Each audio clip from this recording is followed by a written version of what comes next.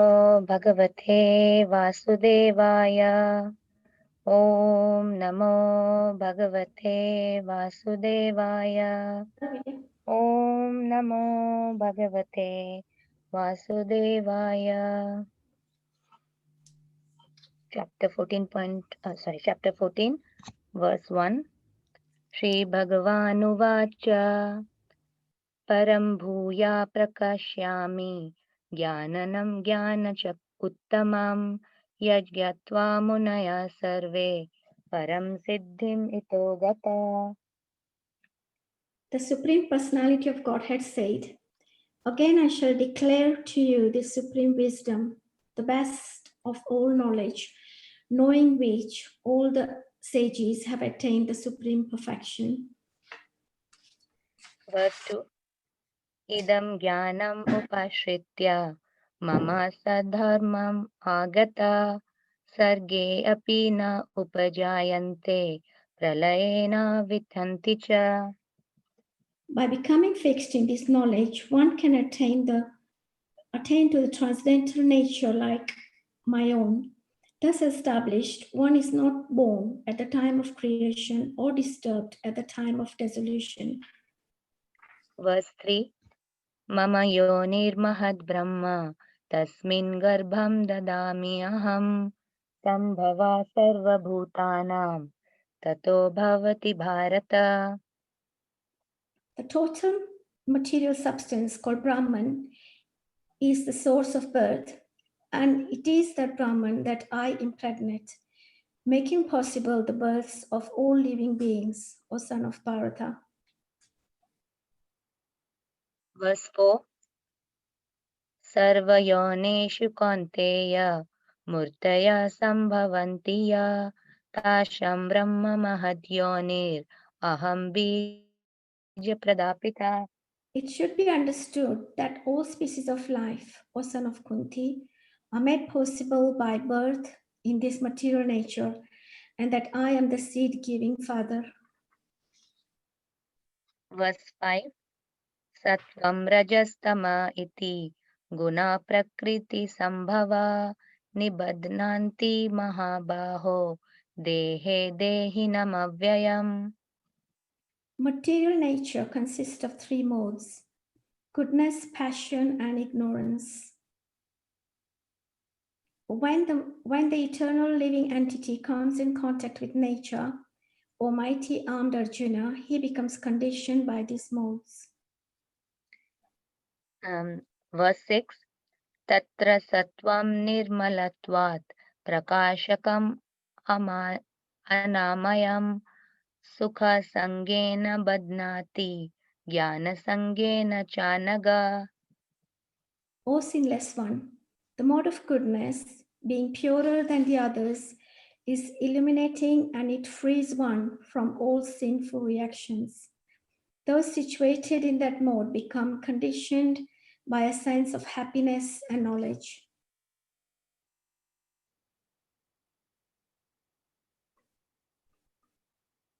Verse 7. Rajo ragatmakam vidhi trishna sanga samudbhavam tannibadnati kaunteya karma sangena dehinam. The mode of passion is born of unlimited desires and longings, O son of Kunti. And because of this, the embodied living entity is bound to material fruitive actions. Verse 8. Tamastva ajnanajam vidhi mohanam sarvadehinam pramad alasya nidrabhis tan nibdnati bharata. O son of Bharata, know that the mode of darkness, born of ignorance, is the delusion of all embodied living entities. The results of this mode are madness, indolence, and sleep, which bind the conditioned soul. Verse 9. Sattvam sukhe sanjayate raja karmani bharata jnanam avritya tu tama pramade sanjayati uta. O son of Bharata, the mode of goodness conditions one to happiness. Passion conditions one to fruitive action, and ignorance, covering one's knowledge, binds one to madness.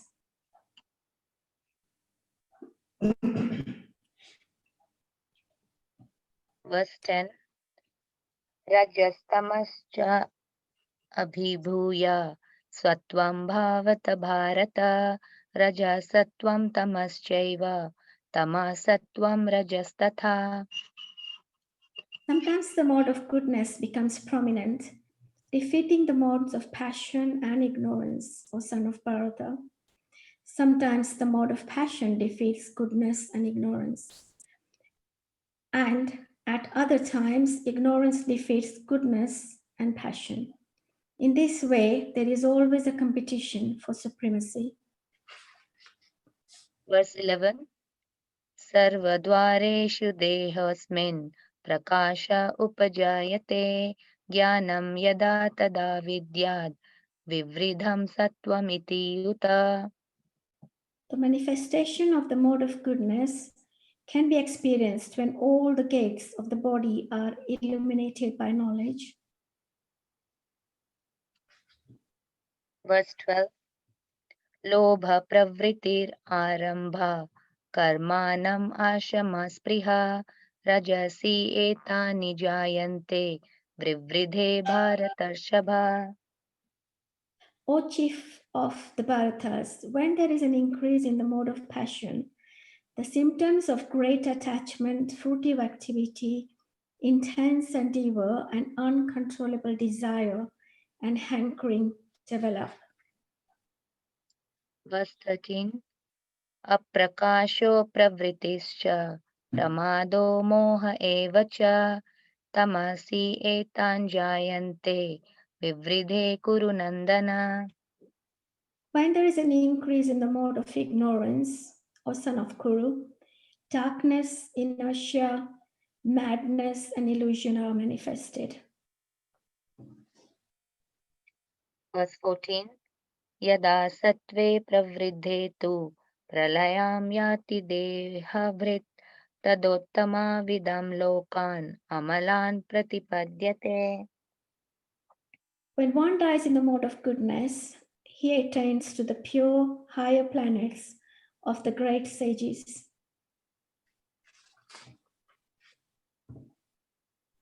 So I can't see verse 15. You take out 15.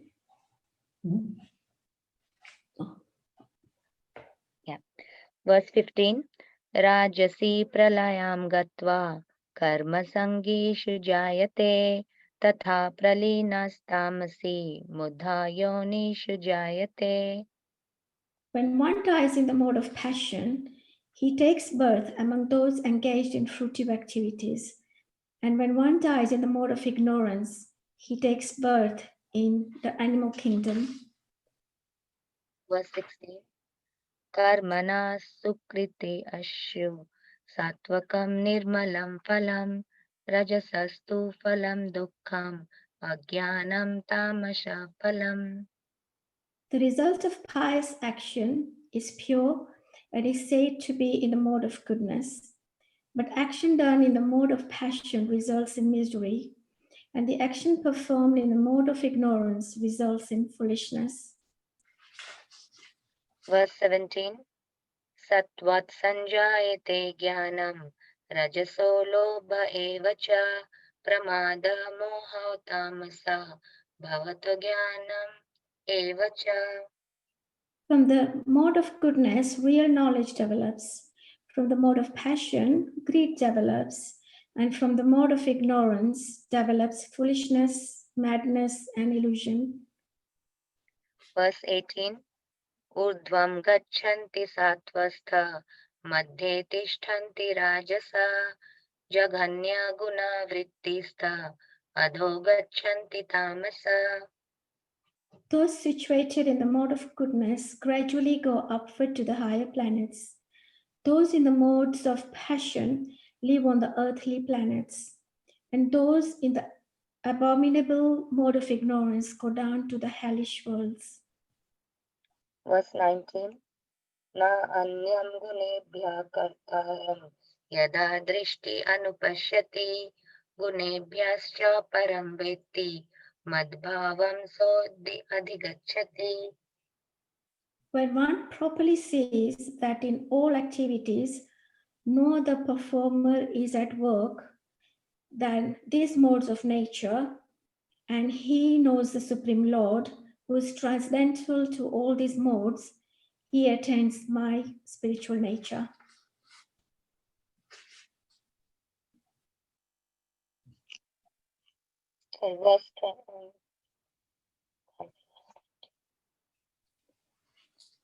Verse 20.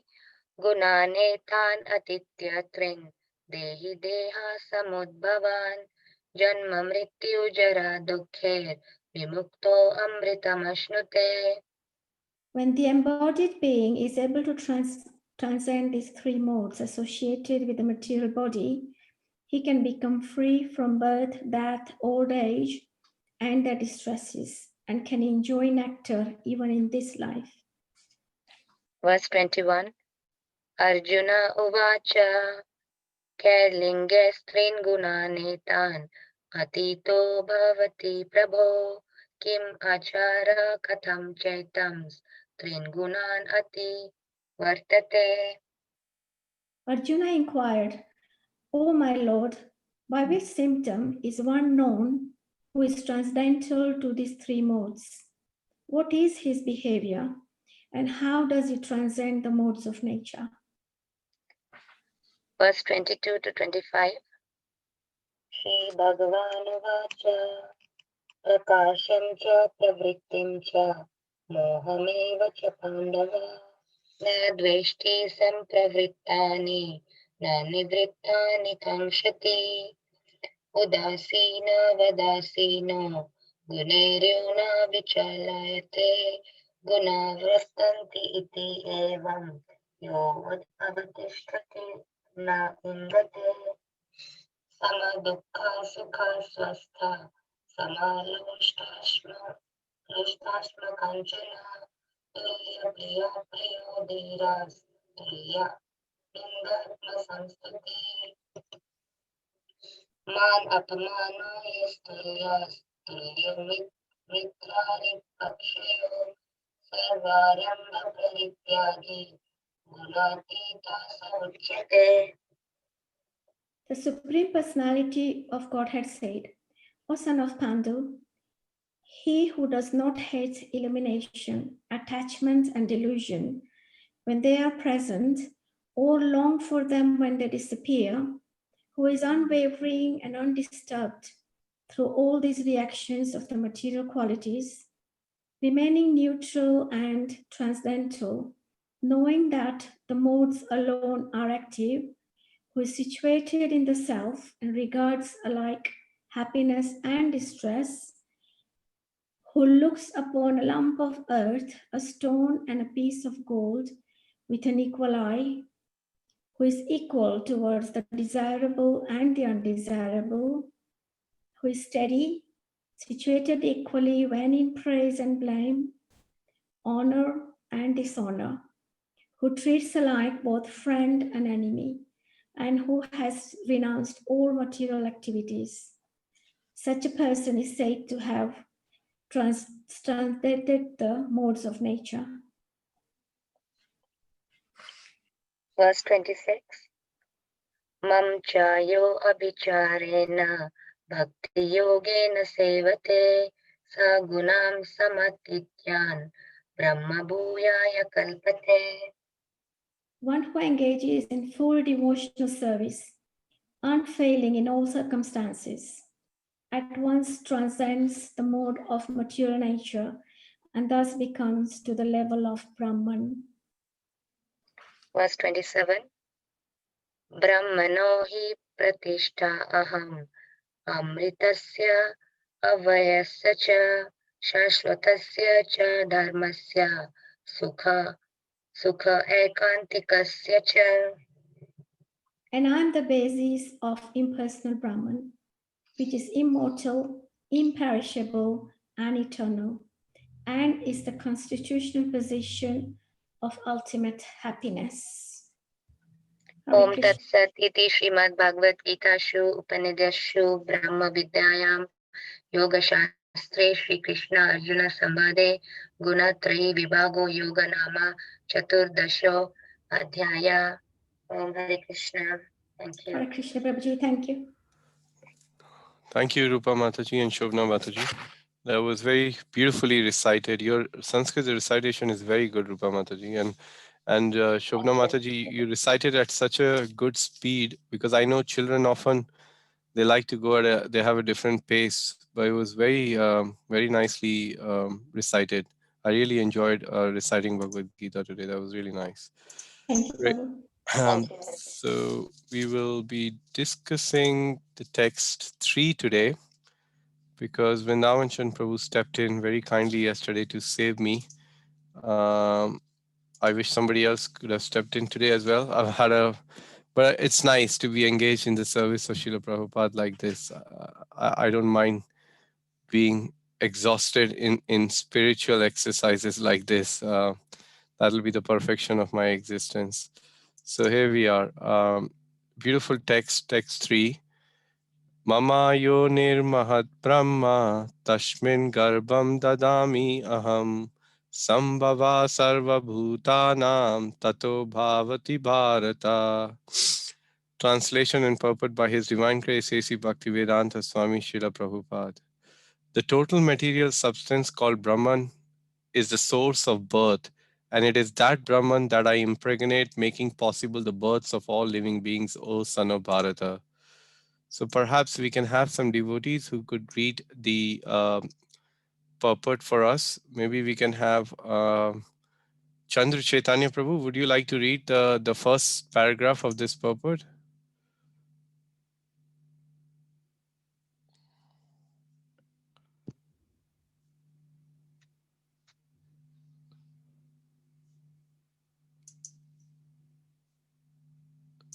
Are you able to hear us, Chandra Chaitanya Prabhu?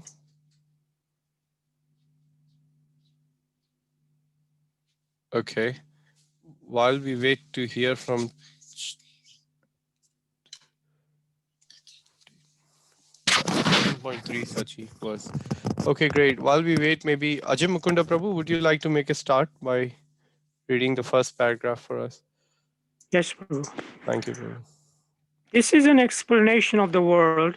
Everything that takes place is due to the combination of Kshetra and Kshetragna, the body and the spirit soul. This combination of material nature and the living entity is made possible by the Supreme God Himself. The Mahat Tattva is the total cause of the total cosmic manifestation, and that total substance of material cause, in which there are three modes of nature, is sometimes called Brahman. The Supreme Personality impregnates the total substance, and thus innumerable universes become possible. This total material substance, the Mahat Tattva, is described as Brahman in Vedic literature. Mundaka Upanishad 1.1.19. Tasmad etad Brahma nam rupam anam cha jayate. The Supreme Person impregnates that Brahman with the seeds of the living entities. The 24 elements beginning from earth, water, fire, and air are all material energy, and they constitute what is called Mahad Brahma, or the great Brahman, the material nature. As explained in the 7th chapter, beyond this there is another superior nature, the living entity. Into material nature, the superior nature is mixed by the will of the Supreme Personality of Godhead, and thereafter all living entities are born of this material nature. Thank you, Prabhu. Okay. Maybe we can have. Who can we have? Could we have maybe Rasalila Srimati Mataji? Would you like to recite the second paragraph?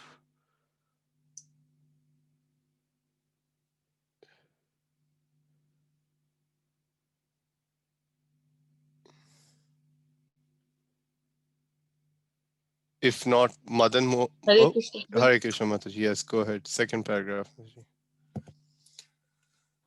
The scorpion lays its eggs in piles of rice, and sometimes it is said that the scorpion is born out of rice. But the rice is not the cause of the scorpion. Actually, the eggs were laid by the mother. Similarly, material nature is not the cause of the birth of the living entities. The seed is given by the Supreme Personality of Godhead, and they only seem to come out as products of material nature. Thus, every living entity, according to his past activities, has a different body created by this material nature, so that the entity can enjoy or suffer according to his past deeds. The Lord is the cause of all the manifestations of living entities in this material world. Thank you, Hare Krishna. Hare Krishna. The total material substance called Brahman is the source of birth, and it is that Brahman that I impregnate, making possible the births of all living beings. O son of Bharata. Om Jnana Jnananjana Shalakaya Chakshurunmilitam Yena Tasmai Shri Guruve Namaha. Nama Om Vishnupadaya Krishna Prishtaya Bhutale Srimate Bhakti Vedanta Swami Iti Namine. Namaste Saraswati Deve Gauravani Pracharine Nirvishesha Shunyavadi Pashyat Deshatarine Vanchakalpatarubhyascha Kripa Sindhubheva cha Patitanam Pavanebhyo Vaishnavebhyo Namo Namaha. Jai Shri Krishna Chaitanya Prabhu Nityananda Shri Advaita Gadadhar Shivasadi Gaur Bhakta Vrinda. Hare Krishna Krishna Krishna Hare Hare Hare Rama Rama Rama Hare Hare. Hare Krishna, everyone. So it is a very, it's a nice verse, but a little bit technical in nature. So let's see. I'm not that of a technical person myself in understanding of Shastra, but let's see if we can try to discuss something. So for the benefit of those who could not join us on Friday, we had an overview of the chapter 14, um, where we discussed the link between the chapter 13 and the chapter 14. Chapter 13 is explains how the living entity, which is also considered, although so-called Purusha, but not really a Purusha, is entangled in the external energy Prakriti due to his desire for enjoyment. And chapter 14 explains how the material energy binds the soul through the three modes of material nature, which was indicated in the 22nd verse of Bhagavad Gita in 13th chapter. And now we see the living entity in the material nature, this verse which was there, thus follows the ways of life, enjoying the three modes of nature. This is due to his association with that material nature. Bhunkte Prakriti Jan Gunan. Thus he meets with good and evil among the various species. So this chapter really takes us into the detail of this particular verse. And the chapter is divided in one sense in 5 different sections. The first section is about liberation and how the living entity becomes conditioned, which is explained in these first 4 verses of this chapter. The second chapter deals with the modes bind the pure soul, how literally the process happens. How does the soul get bound by these 3 modes? And then in chapter 3, we will see how there is always a competition between these modes. Sometimes goodness is prevailing, passion, sometimes ignorance is more prevailing.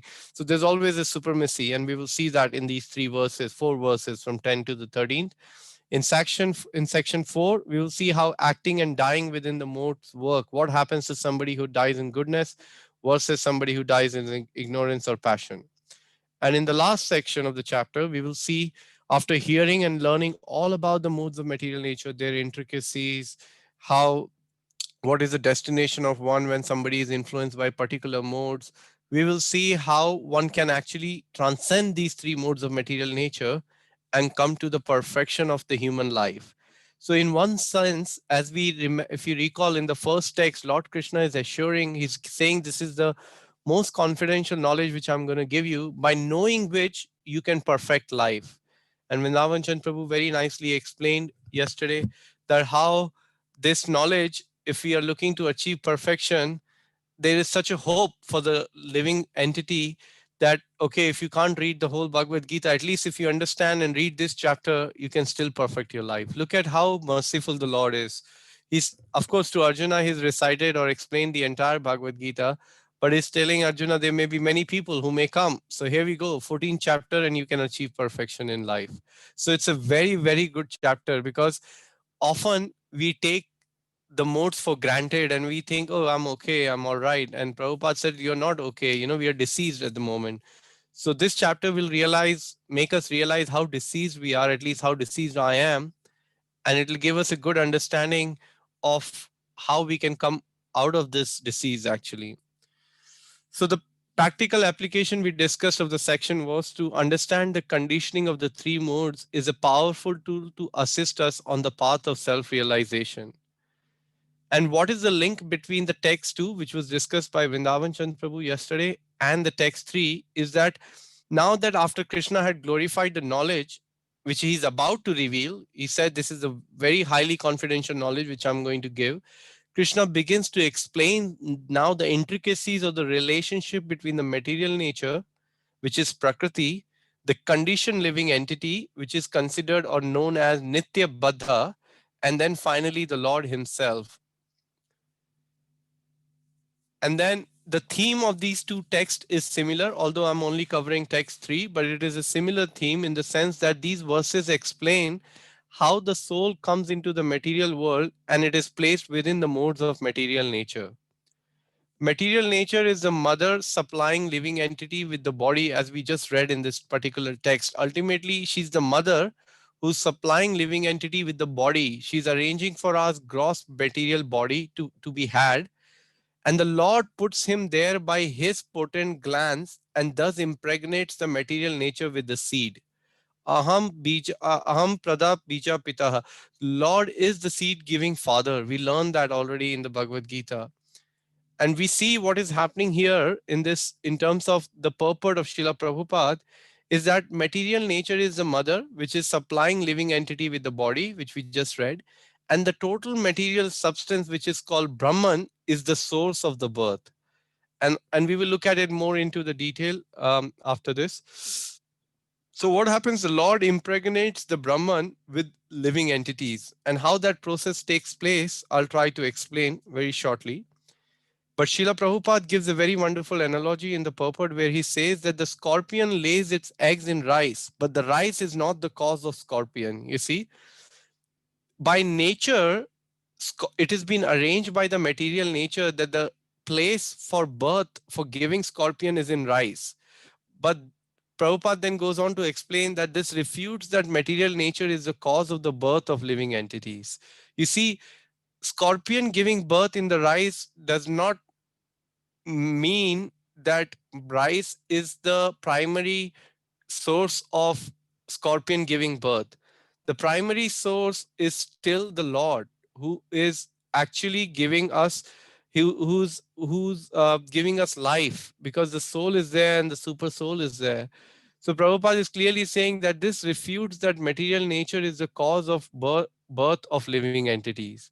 The real cause is not the material nature. All material nature is doing is supplying us a body which is appropriate to our individual uh, uh, karma. In depending on our previous life, we have got a certain type of body.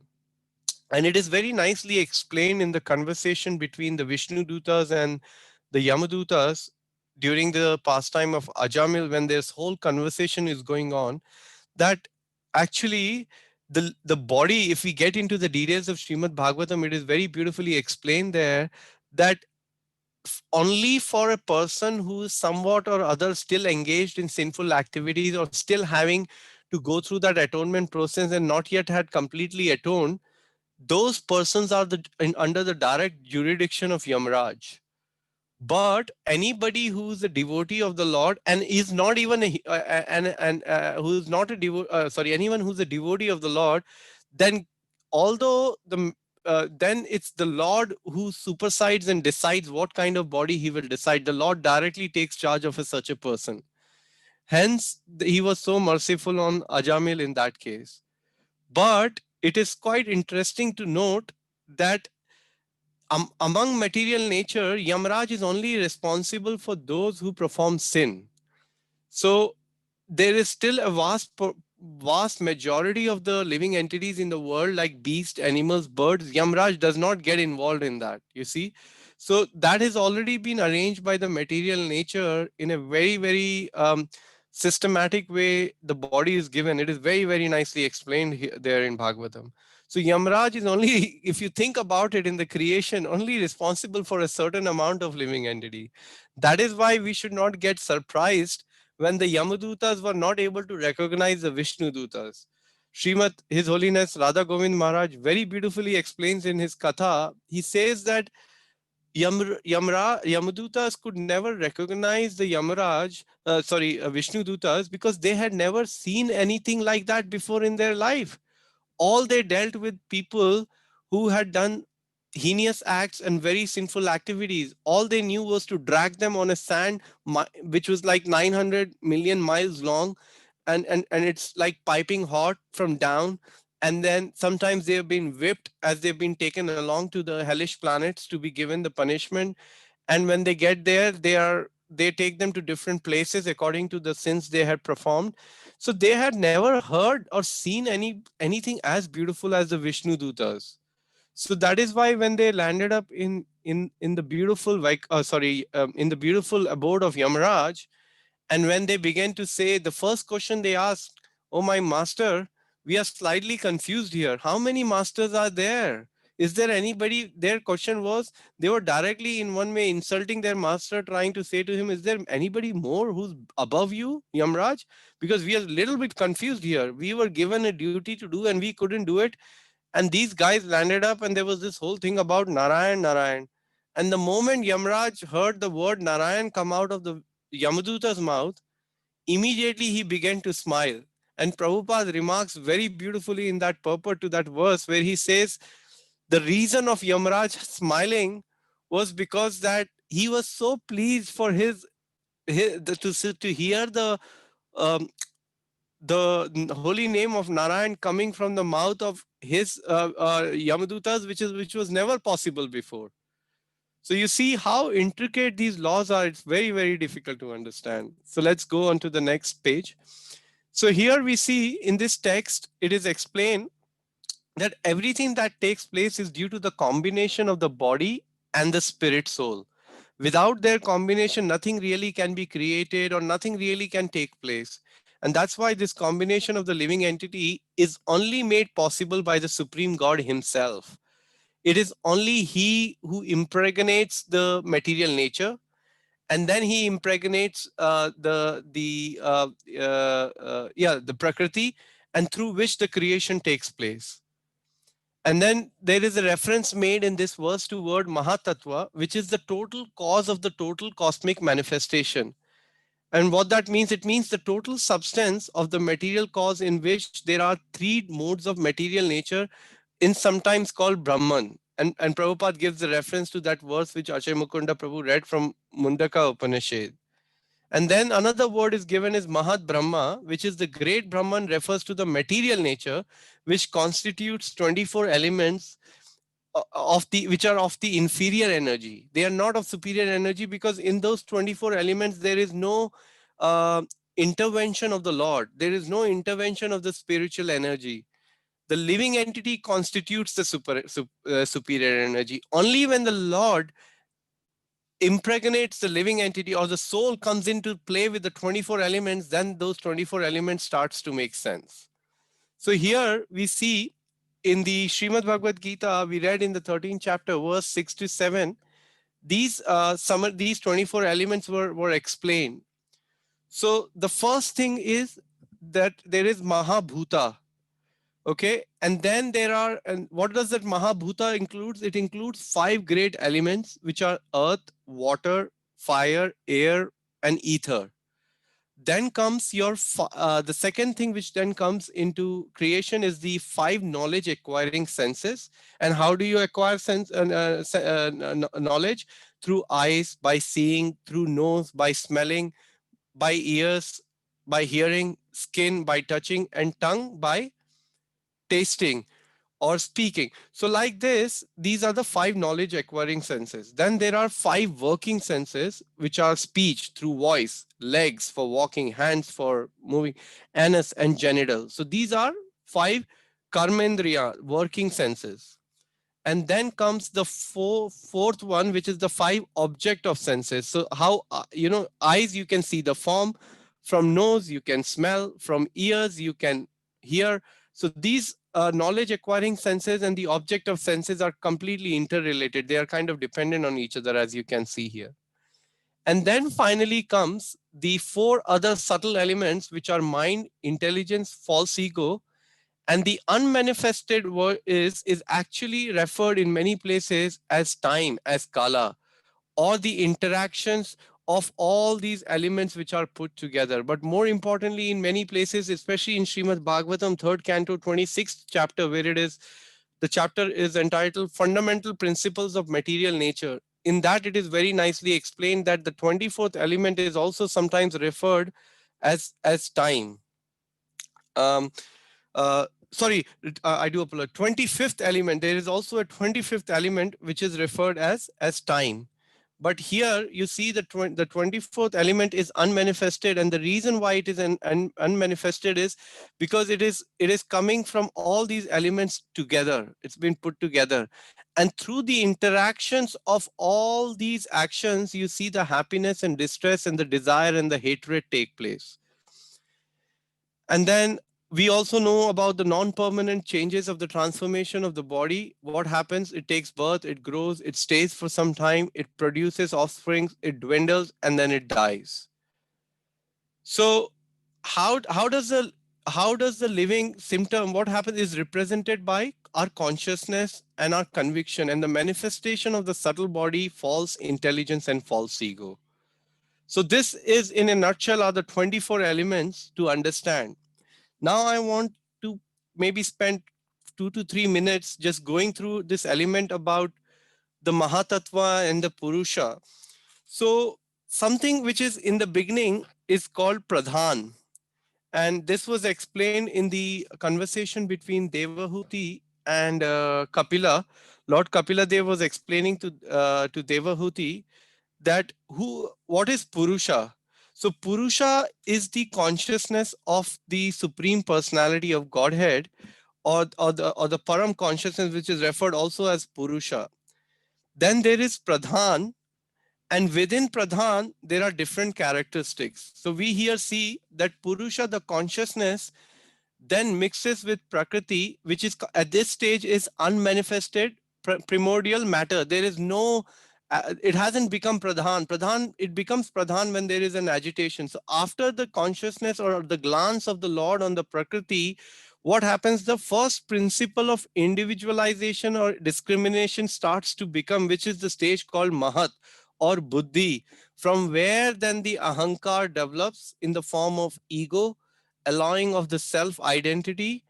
And from there, the 3 modes come into play.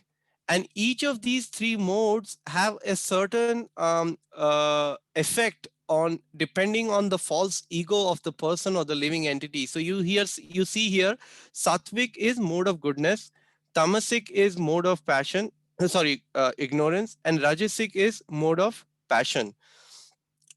So when the Ahankar is in mode of goodness, still, although it is mode of goodness, which is illuminated and it is lightness, what does the mind do in that case? There is a cognitive sense, Janendriya, which is hearing, touching, seeing, tasting, smelling. All these activities start to take place because of that, because mind, by creation of this process, is made up of goodness. Then that's the nature of the mind. And what happens? There is a cognitive stage and there is an active stage. In the active stage, which is the karmendriya, the action performing senses come into play, which is speaking, holding, moving, creating, and eliminating. So these things starts to take place.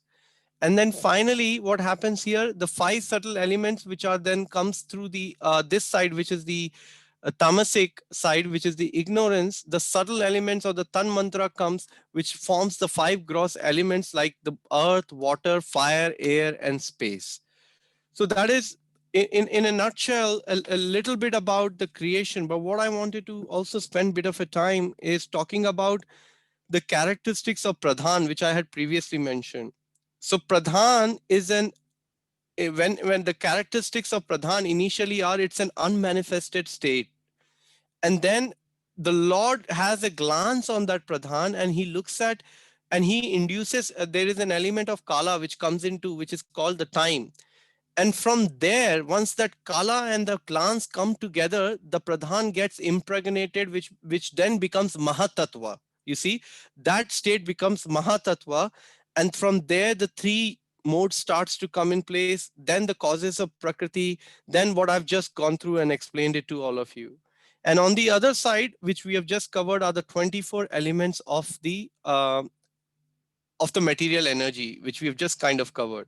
So as I did say in the beginning, it is a bit of a technical verse, but if you once you read, I would highly recommend have a look at the 26th chapter of Srimad Bhagavatam of the 3rd canto if you get a chance, and read the verses 9 and 10, 9 to 15 actually. There you will get a very good idea of how Lord Kapiladev explains these details in a very, very nice. Then he talks about Ahankar in a lot of detail, that how Ahankar is the presiding deity represented by Lord Sankarshana. Then he talks about mind, which appears as a false ego, and it's the presiding deity. There is a deity for all these senses, or can you beat that? So can somebody tell me what is the presiding deity for mind?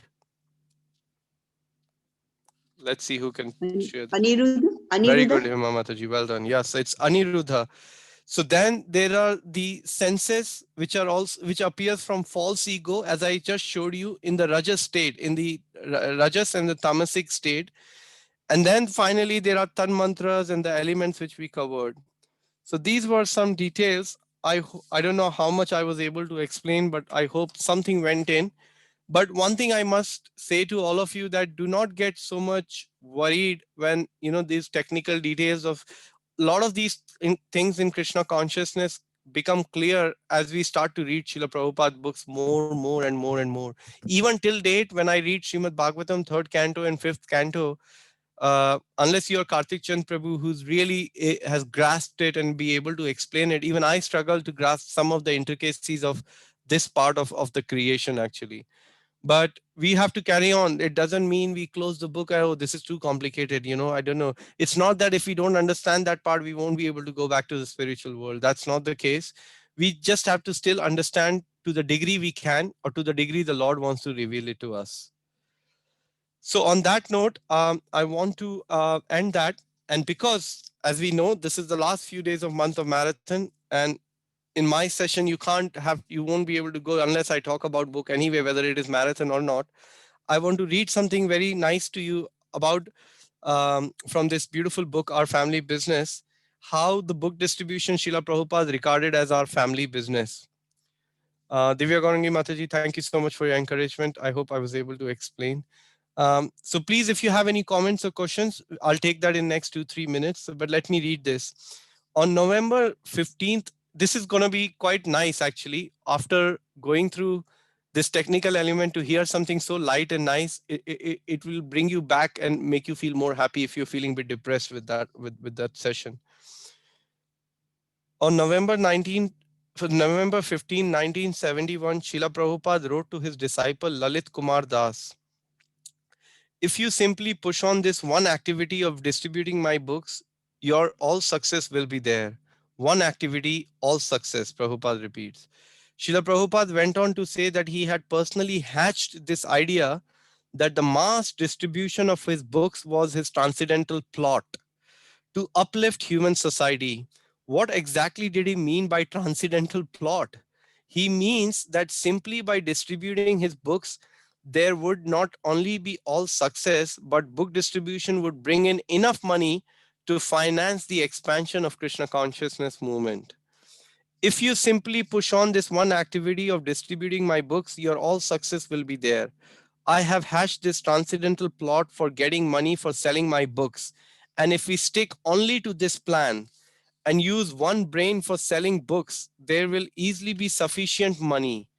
In the same letter, Srila Prabhupada mentions that he has already informed the GBC about his plan to have ISKCON support and expand itself through the sale of his books. And he offers Lalit Kumara a formula for how to make book distribution work to the temple's advantage.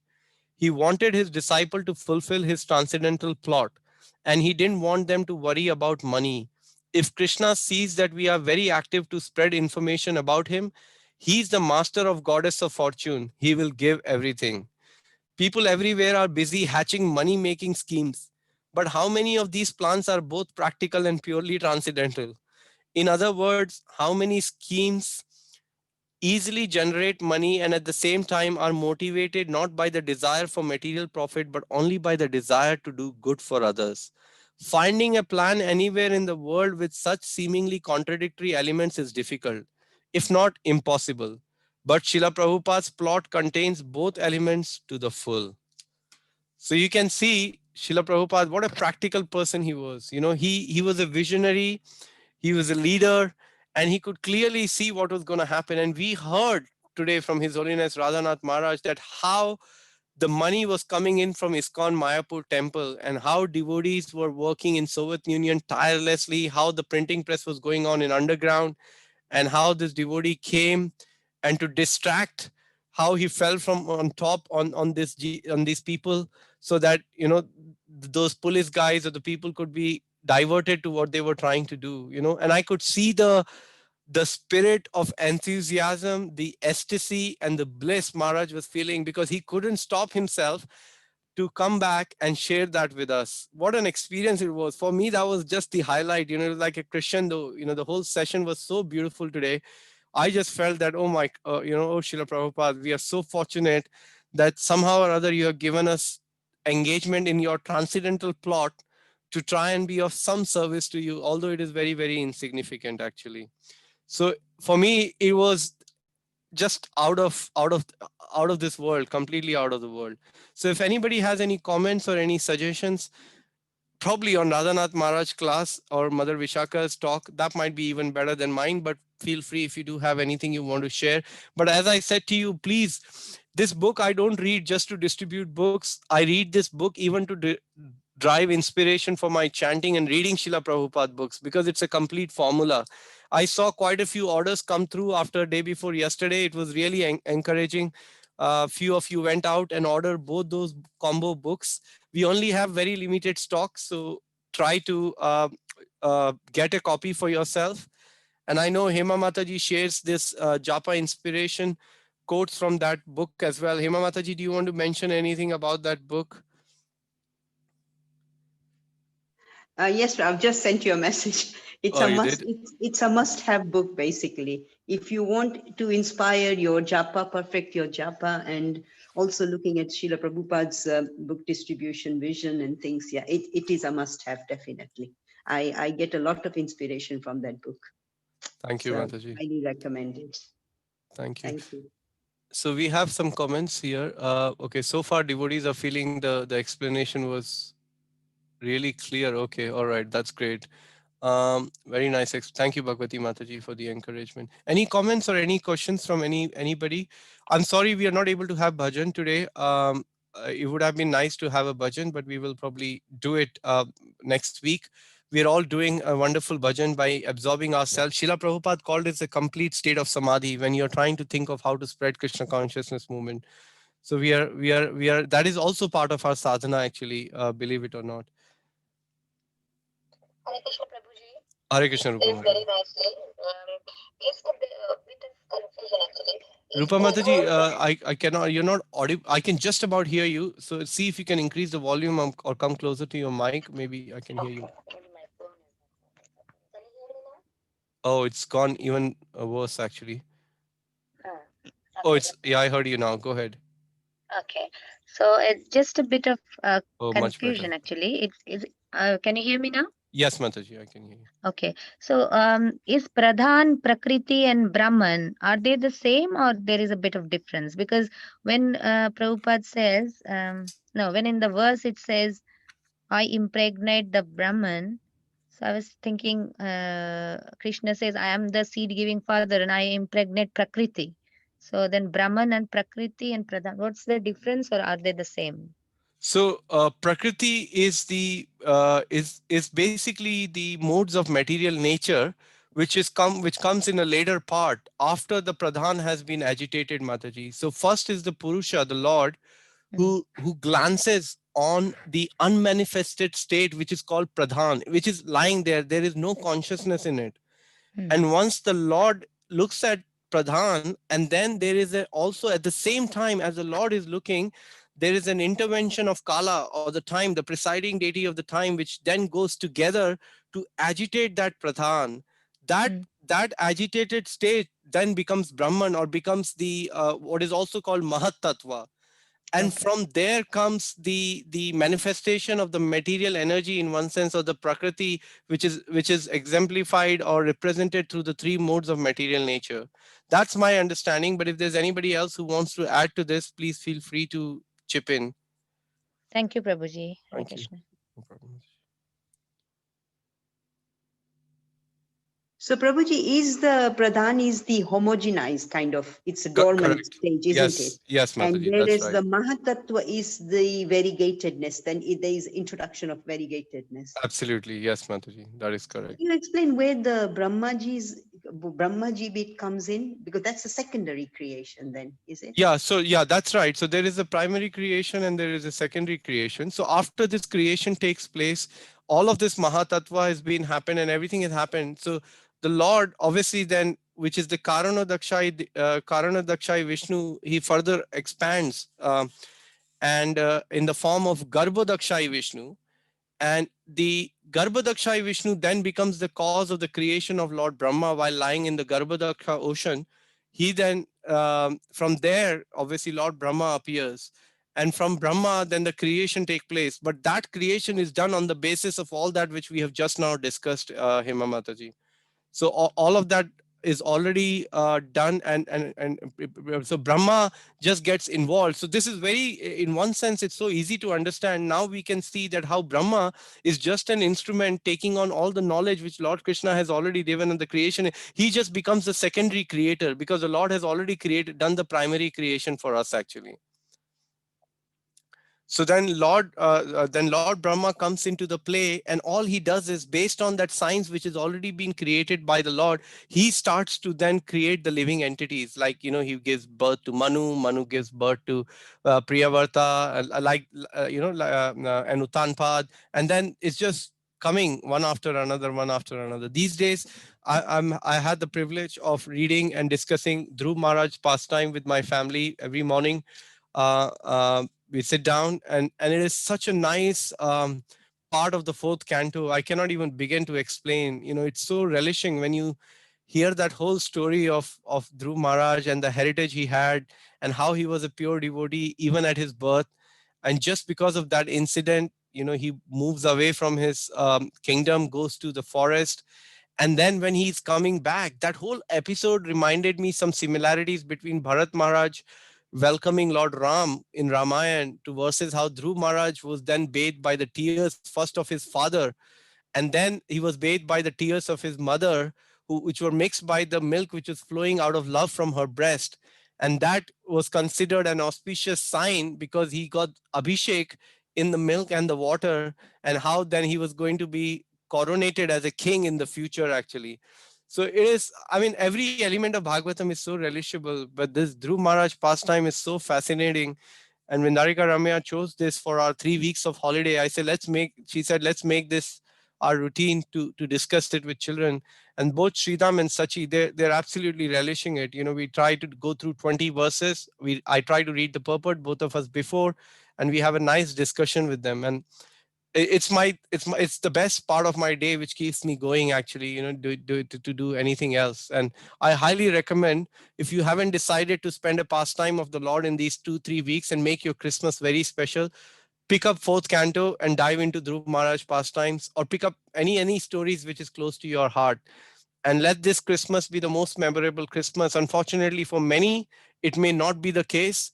But at least now that we have these books of Srila Prabhupada, and we saw how much appreciation Maharaj had today for, Srila Prabhupada books, and how wonderfully Maharaj spoke. I was just in all awe and reverence today after hearing that talk. I'm still thinking and trying to digest in. Hopefully in the next few days, we will see the effect, because I want to share something with all of you, if I may. Two years ago, it's very difficult to try and reach out to Radhanath Maharaj, because Maharaj has so many engagements, and plus Maharaj is busy with many services. But more importantly, so many devotees are wanting to reach Maharaj. So we were about to launch the Bhadra campaign, and I heard the news that Maharaj is coming to the temple. So, and I had heard from my spiritual master, in devotional service, it's not about what you know. It's about who you know, in the right sense of which devotee are you hanging around with, whose association are you having with. That's what it means, who you know, not in the spirit of ego or something. But the idea, so that clicked to me. And then I thought, I had asked some devotees at the temple management, please help us, Bhadra campaign. They said, yeah, okay, we will have a look, don't worry. Because everybody is so busy, and they all want to do things. And as I am, I didn't want to leave any stone unturned. So 2 days before the Maharaj's arrival, I decided to write a long letter like a page letter for Maharaj. I sent it to my Guru Maharaj. I said, it's a bit of an odd request, Guru Maharaj, but any chance you can send this to Radhanath Maharaj. And the letter went, and next day Maharaj landed, and I was following up whether Maharaj got the letter. Nobody was telling me. So I was a bit restless, and I don't know what was happening. And then finally I got a call. Maharaj got the letter. He wants to talk about Bhagavatam. And management had already told me it's not going to happen, Divinam. But I got a call, and then against all odds, Maharaj spoke, and he spoke so nicely. Obviously, on that day, we distributed maybe around 15, 18 sets after Maharaj talk at the manor. But the effect of that talk lasted for at least another whole couple of months, until we did like 100 or 150 sets of Bhagavatam. And when Maharaj came next time, I met Maharaj, and he asked me, how many sets did you distribute? I was able to share with Maharaj. So what I was saying is, when pure devotees of the Lord say something, when they speak something, their vacha or their speech carry the potency to make things happen. That is why our line is, you see, when you have devotees like Gaur Kishore Das Babaji Maharaj and Jagannath Das Babaji Maharaj, one may think they just sat and did bhajan. But even till date, whatever preaching activities which are going on are to do with their bhajan, you see, because it is their intensity of the bhajan which is making us going and giving us this energy to spread Krishna consciousness movement. So that is why we should highly regard the words of such senior Vaishnavas like Mother Vishakha, His Holiness Radhanath Maharaj, and how eloquently Maharaj spoke. And you can see, how happy Maharaj was. He wanted to fully give himself. And I just felt, wow, that was really, really heart touching, So please have a plan for the month of Christmas. Greet Christmas with a wonderful pastime of Bhagavatam, because we have the Bhagavatam. That's one thing nobody can take from us. We have our holy name, we have Bhagavatam, we have devotees. And for the next 5 days, we have Bhagavad Gita, which we have plenty. We have thousands actually. So I'm very grateful to all of you for wonderful service you all are doing in spreading this mission of Chaitanya Mahaprabhu.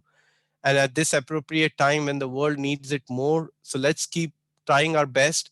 Please join us for these contact calls. They are really amazing. We are going to have, there are only 5 days left. Monday, Tuesday, Wednesday, Thursday, Friday is the last day. We are going to do it around 6 o'clock every day. Mukunda Hari Prabhu and myself, or at least one of us.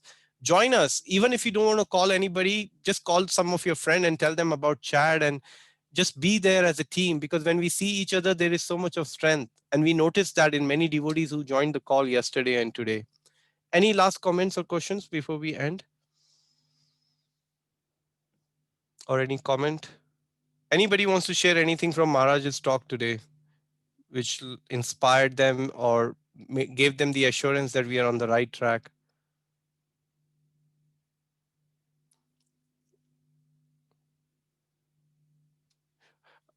So today's talk, by the way, Divya Kaurangi Mataji, wasn't arranged by me. That was a one-off thing. I wouldn't try it again. because it is also said you can't take favors from your spiritual master, although it was done for the transcendental reason.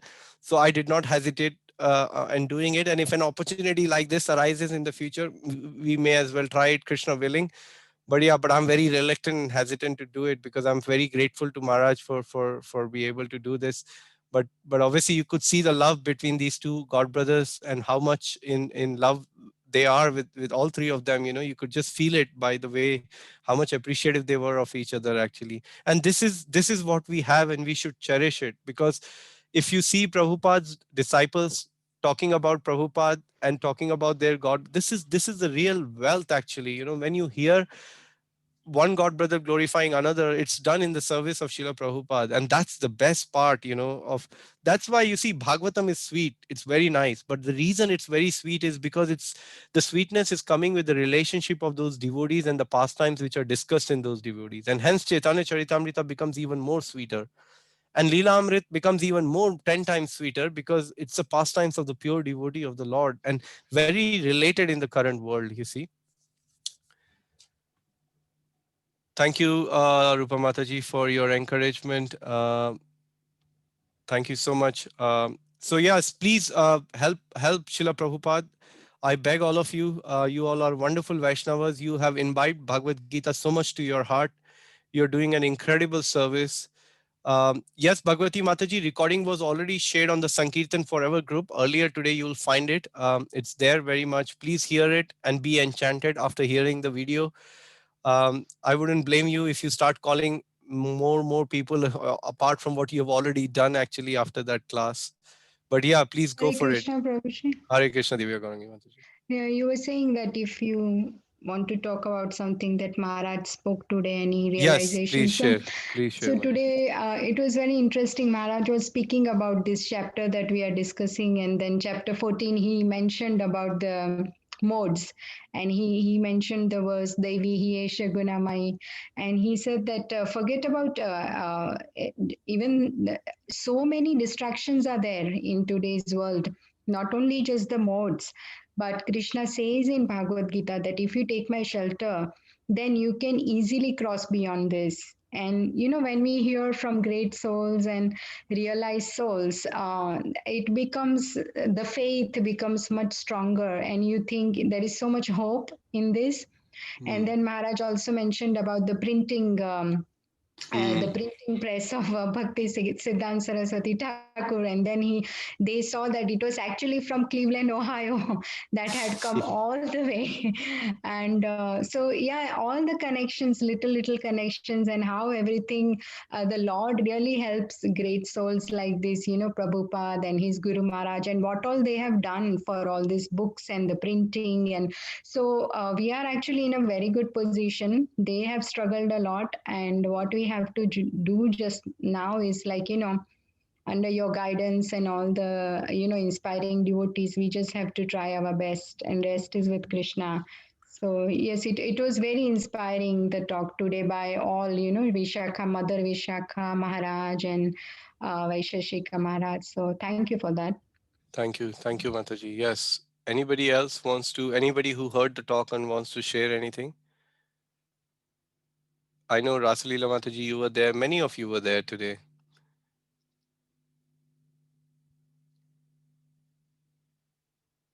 Hema Mataji, do you want to share anything from the talk? No, the key points are what you have covered, and also Divya Gaurangi Mataji. I like the bit where the actual printing machine came from where Bhakti Tirtha Maharaj was born. Yeah, that's very, and I thought, wow, what a connection. Where does all these connections come from?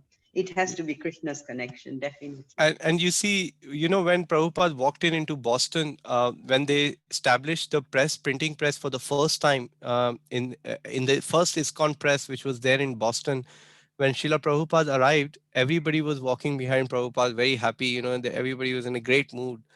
And the moment Srila Prabhupada entered the basement and he saw the printing press, Prabhupada put his stick, danda, on a side, and he paid his full dandavats to the printing press.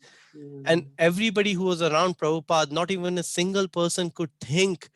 And when somebody asked him, Prabhupada, Prabhupada, what was that? Prabhupada said, this is the manifestation of my spiritual master, and he touched the machine to his head and he said, this is a historical day in my life. He could immediately feel a sense of connection with his spiritual master. That's the kind of how attached Srila Prabhupada was to the instructions of his spiritual master, actually. And I remember a similar incident my Guru Maharaj narrated when he was I think I've shared this before, but I'll end on this note. We are over time anyway. But something really nice to think about, that how we can serve our spiritual master even though we may not have a physical association as much as we want to have. So this is a story when my Guru Maharaj was going on distributing, I think it was on a LA airport. Every day he used to go with his godbrother, and he heard the news that Srila Prabhupada, they knew that he was not well. And that morning he heard the news, I'm just going to paraphrase and keep it short. They heard the news that Srila Prabhupada had just left the earthly planet and went back to spiritual world. And this godbrother of my Guru Maharaj came to him and said, Vaish, Srila Prabhupada left. And then my Guru Maharaj was completely speechless, crying, had no idea what to do. He was completely, he couldn't move. They were preparing to get into their van and get to the airport for their daily service. And he just couldn't say, and he just said to him, Vaish, come on, sit in the car, van, we'll go. And my Guru Maharaj said, book distribution, how am I going to do any book distribution or anything for that matter? So he was sharing that in an offering to Srila Prabhupada 2 years ago in Vrindavan. And then Maharaj sat in the car, this godbrother was driving, they were all sobbing, and Maharaj was still completely like, he said, I couldn't feel life in me. And he was just sat there. They reached airport, they got down, the godbrother had to really drag Guru Maharaj, and then somehow he took the books in his hand. And the moment he stepped into the same place where he was standing for the last so many years, doing that spot of doing the book distribution, the moment he stepped into that place, Maharaj was completely like in align with Srila Prabhupada, and he couldn't stop that whole day. And he said that day, I completely felt a strong connection with my spiritual master. And since that day, he only became stronger to take Srila Prabhupada books. So that is for me, it's a very inspiring story that we don't have Srila Prabhupada, of course, physically, but Prabhupada said, I'm living through my books. So every time we take Bhagavad Gita and read Prabhupada books in few pages and we try to distribute that, to that degree, we are connected with Srila Prabhupada. And to that degree, Srila Prabhupada, not only Srila Prabhupada, to that degree, Chaitanya Mahaprabhu is reciprocating with us. And you all are testimony of it. You all can feel it within you that when you try, even if one call, two calls, meeting people, talking to people, you are in bliss. You may not know it, but you are in a complete transcendental bliss because you're directly in connection with the service. That's why the Vapu service is important, but the Vani has been emphasized. So main thing is to be connected with the spiritual master through his instructions and through his service. That's what brings life in us, actually. So on that note, I do apologize. We've really gone over tonight, probably. So I do beg forgiveness from all of you. I'd like to thank you all very much. Please order this wonderful 2 books, The Shining Sun, The Rising Sun of Ranchor Prabhu and Our Family Business. There are few copies left. It is not at all much. As a devotees, if you can afford, please spend 25 pounds for these 2 books and read them over Christmas and New Year time. It's a great time to start, reading these books alongside reading Srila Prabhupada books. Thank you everybody for joining. Vancha kalpatarubhyascha kripa sindhubhya vacha patitanam Pavanebhyo Vaishnavebhyo Namo Namaha. Thank you, Prabhuji. Wonderful class. Hare Thank you. Krishna. Hare Krishna. Prabhuji. Amazing class. Thank you Thank you, so Prabhuji. much. Hare Krishna. Thank you, Thank you, Prabhu. Prabhuji, Very for a nice. wonderful Thank class. you. Very Thank you so nice. much. Thank Hare you. Krishna. Thank Hare you. Hare Krishna. Thank Hare you. Krishna, Prabhuji. Hare Krishna. Thank you, Thank you. Mataji. Thank you. Thank you. Hare Krishna, Prabhuji. I will. Thank you, Mataji. Thank you, Prabhu. Hare Krishna. Thank you, Suparna Mataji, for trying your best. Hare Om. Thank you, Prabhuji. Hare Krishna. Thank you, Mitali Mataji. Thank you, Hare Krishna. Are you eating or not?